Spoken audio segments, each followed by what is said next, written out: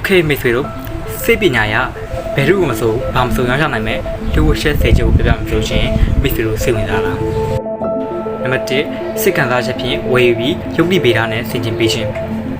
လူအများစုကပစ္စည်းတစ်ခုကိုဝယ်ယူတဲ့အခါမှာဆိုလို့ရှိရင်သူတို့ရဲ့စိတ်ခံစားချက်ကိုအခြေခံပြီးတော့သုံးဖြတ်တတ်ကြတယ်ပေါ့ပြီးတဲ့အခါကျမှဒါ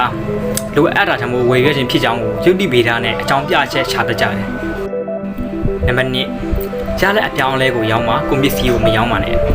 ဝယ်ယူသူတွေကကုန်ပစ္စည်းရဲ့အလားအပါထက်အဲ့ဒီပစ္စည်းကိုသုံးစွဲခြင်းကြောင့်သူတို့ရဲ့ဘဝတောင်းမလို့ရှိရင်အခြေအနေဘယ်လိုပြောင်းလဲတိုးတက်သွားမယ်ဆိုတဲ့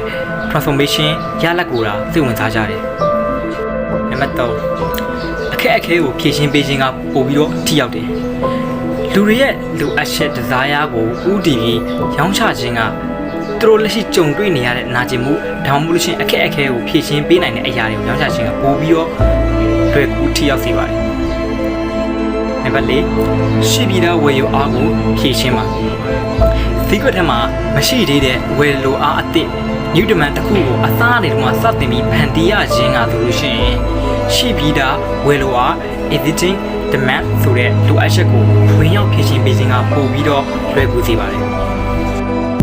နံပါတ်5ကုန်ပစ္စည်းတဲ့အကျိုးကျေးဇူးကိုအဓိကထားပါဝယ်ယူသူတွေကတည့်ရကုန်ပစ္စည်းအကြောင်းကိုစိတ်ဝင်စားကြမှာမဟုတ်ပါဘူးအဲ့ဒီပစ္စည်းကသူတို့ကိုဘယ်လိုကူညီပေးနိုင်မလဲဆိုတဲ့အကျိုးကျေးဇူးကိုဒါဂရုစိုက်ကြတာနံပါတ်6မာနနဲ့ကြောက်ရွံ့မှုကိုပေါင်းစပ်အသုံးပြုပါရောင်းချတဲ့အခါမှာဝယ်ယူသူတွေရဲ့အတ္တမာနဖြစ်တဲ့ ego ကိုမြင့်တင်ပေးနိုင်မဲ့စကားလုံးတွေကိုအသုံးပြုပေးပါအခွင့်အရေးတွေဘယ်လိုရမယ်လက်လွတ်ဆုံးချုံရမယ်ဆိုလို့ရှိရင်ဘယ်လောက်ထိကြောက်ရွံ့ဖို့ကောင်းတယ်ဆိုတဲ့အရာတွေကို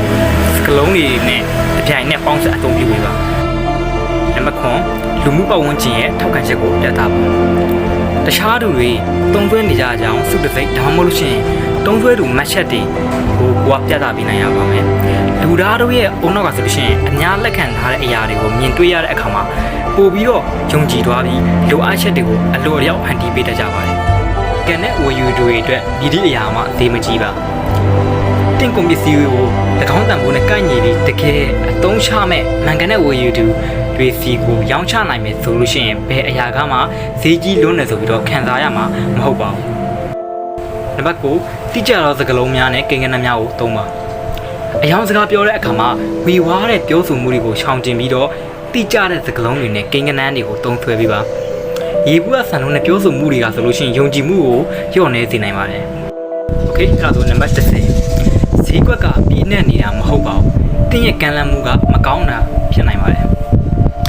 ဒီလုပ်ငန်းကတော့လုပ်တဲ့တွေများလို့ဈေးကွက်ပြည့်သွားပြီ market is saturated ဆိုပြီးတော့အကြောင်းပြလေးရှိကြပါတယ်တကယ်တော့ဈေးကွက်ကပြည့်နေသွားတာမျိုးမဟုတ်ဘဲနဲ့တင့်ကန်လန့်မှုကဝယ်ယူတွေစိတ်ဝင်စားလာအောင်မကောင်းလွန်သေးတာကြောင့်ဒါမှမဟုတ်လို့ရှိရင်ထူးခြားမှုမရှိသေးတာကြောင့်လည်းဖြစ်နိုင်ပါတယ်ဒီ page ကို follow လုပ်ခဲ့လို့ရှိရင်အနာဂတ်မှာအောင်မြင်မဲ့တင့်ကိုတင်ကပြန်ပြီးတော့ကျေးဇူးတင်နေပြီးပါလိုက်မယ်